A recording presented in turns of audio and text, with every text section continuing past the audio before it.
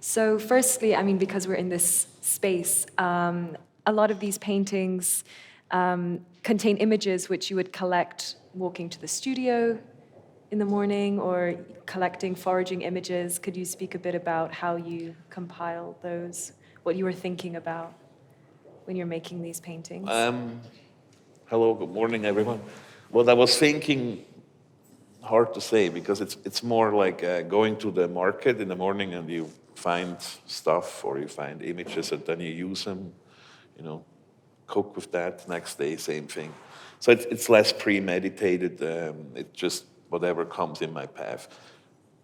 Where that originated is more. I was reading an interview with John Cage. It's a book that's edited, so it starts biographical. At some point, he's born in LA, and I moved there maybe 2 years ago full time. And what I realized, it's a city that doesn't have a center, nothing. There is no. It just happens. People make things. People made things, and it just gets added. There was no Haussmann there that kind of unified, or there is no specific look. And so John Cage, when he was young, I think he moved to Paris and tried to be an architect and all kind of things, and then he moved back to Los Angeles in the end 20s. And Schoenberg was teaching there. For some reason, he started making music. And he was teaching, and Schoenberg said, you have no sense of composition and no sense of harmony, And instead of seeing that as an insult, he thought, okay, that's cool. So I don't have this, And that's, I think, at the source of a lot of, there are so many other influences that came, but just to say, whatever I hear is cool, Whatever is around, you start to understand that as a composition, rather than you make something, So I thought it's kind of dealing with a new location, new city. It became somewhat interesting because I'm very European from my upbringing and in my idea of imagery. So there is a singular thing, I don't know how we all grow up, this kind of composition and iconography in a way. So to somewhat train yourself or have an approach or a practice where you just kind of toss stuff together. And funny enough, it creeps back in that I kind of try to make it a little nice and neat, which is also fine. But so that's kind of where this comes from. It's just as a way of doing images that kind of happen more, rather than you hone it in and you make it look right. You know. And there's a decentering in the composition of the images themselves through the algorithmic sort of searches that you were doing, the screenshots. They're not arranged in any sort of particular meaning, right? They're just... Well, the screenshots came because I think, okay, I walk around, or you drive around, and you see stuff, but half the day you look at stuff on your screen, So in a way, a plein air painting nowadays should be a painting of things you see on the screen, because that's such a big part of our experience. So it was just like, put this next to each other because they're the same. Mm-hmm. And they're kind of landscape paintings in that sense of, kind of the digital landscape paintings, but also of LA, and they came out of a series that you were working on of fairly similar LA paintings that you started first? Right? Yeah, they were more city specific, and then that kind of started to fizzle away as an interest, Yeah, and I'm not sure if, a lot of you got to see them before you came here, but they have a really brilliant texture because you were painting, then you were printing, and then there's also the shadows kind of even add like this certain texture as well. Why did you make those decisions formally with the images? Or what were you, I bring back the cooking analogy. You taste it, and then it's not right, and then you add some more stuff to it, and sometimes you, with painting, it depends. If you make a painting that kind of unfolds a bit more, there is also a point where it's somewhat finished. Maybe it's not good, but there is nothing else you can do to it. So you just leave it, but I don't really know. Like that's not the objective here, to make something that's cohesive. And I wanted to make stuff that feels a little amped up, because that's how I feel about everything at the moment. So it's like a little color, it's a little loud, it's a bit kind of discomfort. So it comes more out of that rather than this is how it should look. You know? And even then I found these paints that are very saturated, so I'm happy with that. Yeah, and the one behind us is like a, I'm not sure if you could see from far, but there's like a figure. And I mean, inside the purple, and then there's a kind of figure like on a $1 bill, or like that kind of, profile, kind of. Is that on the one? I don't know. But it kind of looks like that, and there's lots of kind of disembodied people and floating around, different paintings, and the kind of almost dismembered limbs, or kind of very abstracted figures lost in the kind of landscapes of the paintings. I don't know, I was not thinking about it. Because, I mean, what I try with this is you first make a composition on canvas, which is, there are so many ways of how you can approach an image. And, traditionally you can make a sketch, you can plan it all and then execute it, or you can have things unfold on the canvas while you work. And when you work on a canvas, it's the radius of your body, like how you move, that determines a composition much more than when you make a sketch this size and you kind of have a different reach, So like with this, the idea is first it happens on the canvas, and then, your arm stops here, and then you've got to take a step. So often things just stop. And it first started with that yellow thing in the middle. Underneath looked like a head. We can't see it anymore because I covered it up. So it looked like a profile, but I just thought that yellow is great. And then from there, there were some others that started to become heads, and then I started to put figures that are drawn in this upside down guy. So then the figure just came out of curiosity. I could do figures, and then you make some other figures, and then it gets a little too much figure, maybe in the one there, and then you steer away from that, It's like behind the one, logically, the worst thing to say, but it's behind. Was a figure, a dancing figure, and I erased the figure the same way they when there is a graffiti, they just paint over it in a kind of matching color. So that's just painted over. So there is still a figure underneath that. So then I got rid of the figure. I heard that I don't have an image as an artist, like Rothko looks like a Rothko, Chris Wu. It's not particularly my interest to do that. I like to figure out how stuff works, and then I get bored. But there are definitely works that are very iconic, that are identifiably yours, and I think, for example, that work in the front of the book, Monumental Sculptures, which Gagosian published earlier this year, which, it does what it says on the tin. They are monumental sculptures. They're very big. There's very many of them, and Urs has been making them for many decades now.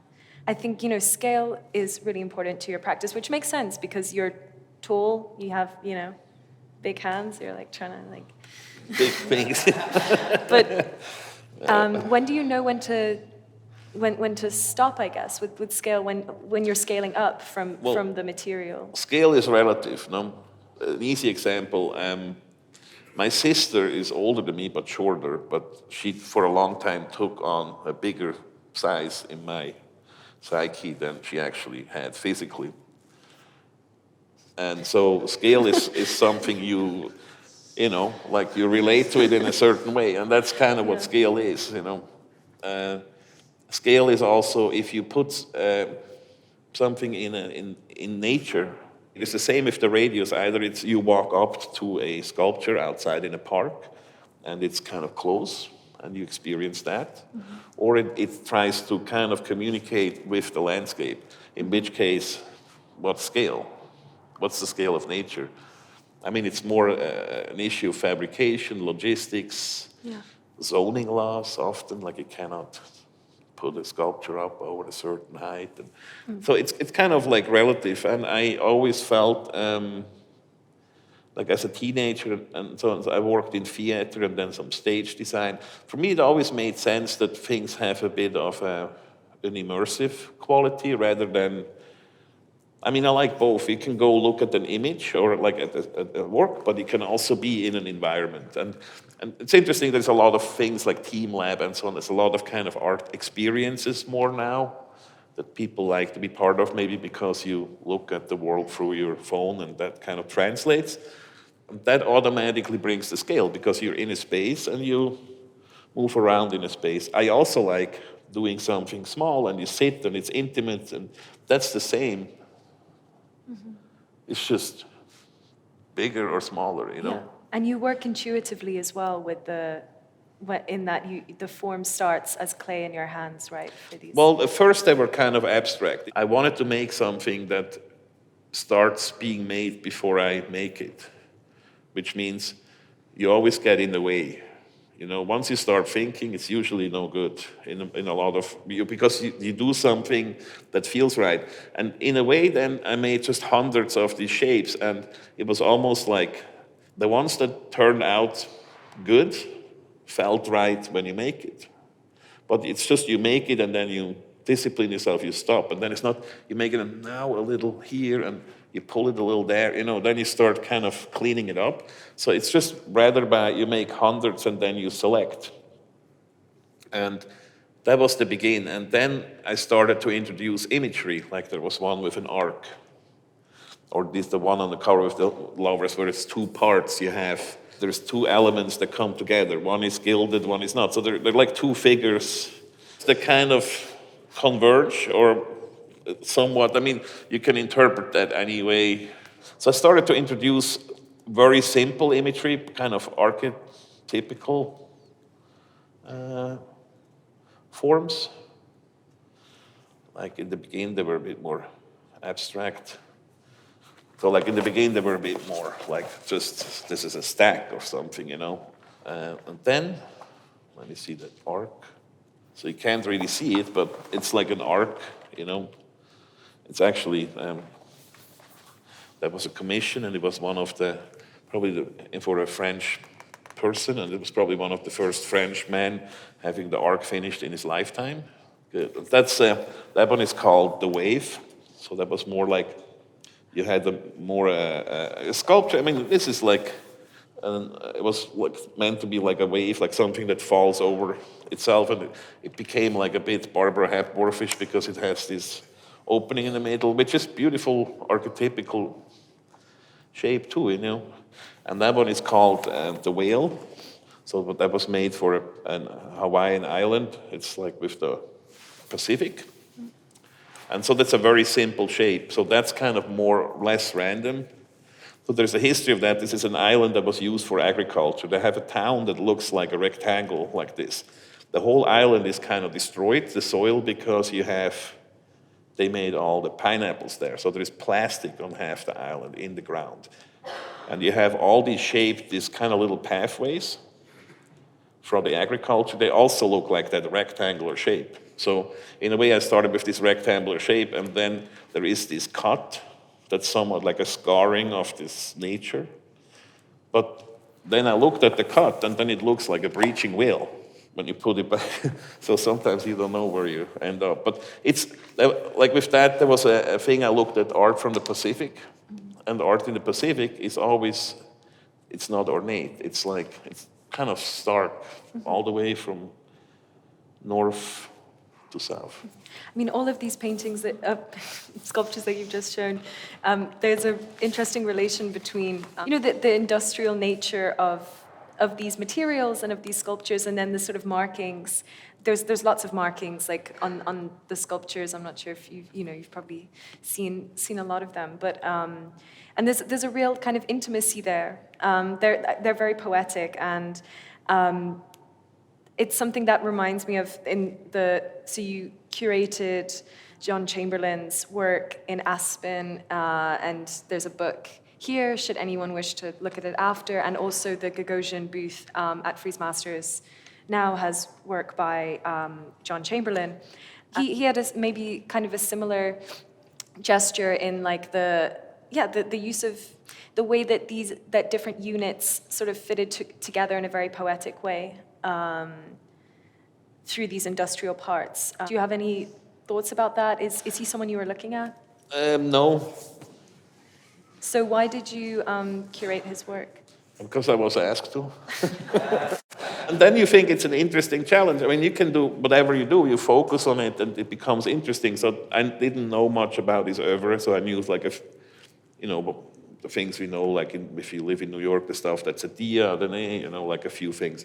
And then you start to kind of dig in and you go through the biography and the different works and what happened and so on, and you learn, and then all these experts contact you, they tell you their story, they try to get you on their side of how Chamberlain, what this guy was all about. And it's an interesting journey, and first and foremost, as an artist, I would be happy somebody just tries to make my work look great in the future and just takes the care. And that's how I approach this, is I do this, I just try to make you look good, because that's what I think is my responsibility, Yeah.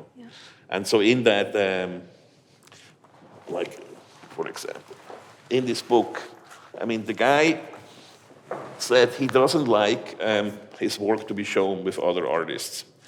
So we didn't do that in the show, but I think he needs a little kind of context, this particular pocket of time, So I made this book where you always have juxtapositions of somebody else's work and his. That's not his work, that's just him laying on one of these couches, and that's Ecstasy of Ludovica, So then you have a very formal thing like a Paolozzi. And so it's just like each page is somewhat, oh, this is good. So that doesn't really match visually, but that's from a Time magazine article, 1950, and about throwaway objects, how cool you can throw away all your cutlery and your tablecloth after every dinner. So it's kind of the invention of garbage, too, and he's somebody working with garbage, Or like the kind of perpetrator artist man, like one in a suit, one in a whatever. It's kind of not dissimilar. And you also, you are interested in garbage. I mean, there's garbage everywhere in these images, right? In the paintings, the collage. Yeah, I love garbage, yeah. I mean, garbage is beautiful. Why? It's us, I mean, there is nature and then there is garbage, And they coexist. I mean, if you live in a city, they're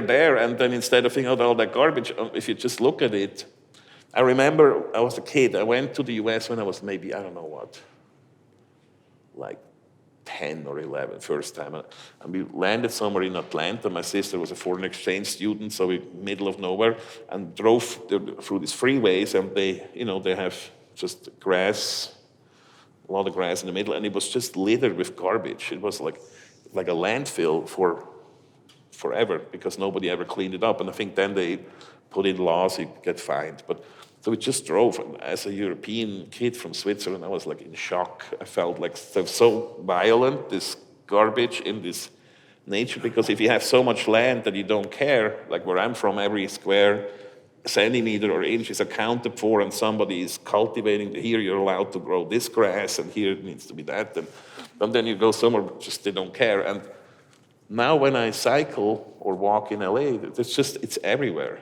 Like there is somebody dropped an ice cream, it just melts into the ground, Then the city comes, there are plants, and then there's a graffiti, and then they just spray over the whole thing, the plant too, that the plant starts growing after the part is graffitied, and it keeps.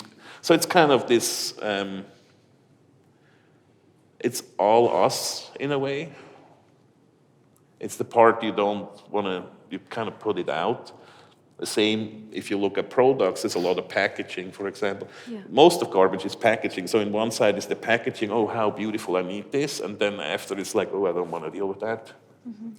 Well, a lot of your work is displayed publicly, participating in like public spaces. I mean, I think Las Vegas is a super interesting context for your work. You did a big commission there recently, right? How do you think your work participates in like that sort of space? Well, I like always when art can kind of fight for itself, when it doesn't need too much of a, like a lot of art needs a certain gallery context. Most things you understand best in a made context for you. So in a frame, in a gallery, in a museum, in the right context. The same thing in a different context. If you see a Robert Ryman painting leaning on the street, I think you don't pay too much attention to it, you know.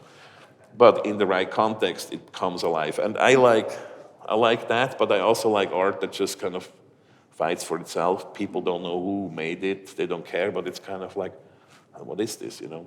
Mm-hmm. And that's the context that you're interested in. I mean, what kind of context are you interested in working in now? Because you've worked in so many different ones. My happiest thing was always when the art handlers, who usually get very tired of art, when they open a crate and they, oh, that's nice, you know? And that doesn't happen often, but I always thought that's the biggest compliment I can get. It's the people that become very cynical about art, that they kind of have a positive reaction. Mm-hmm.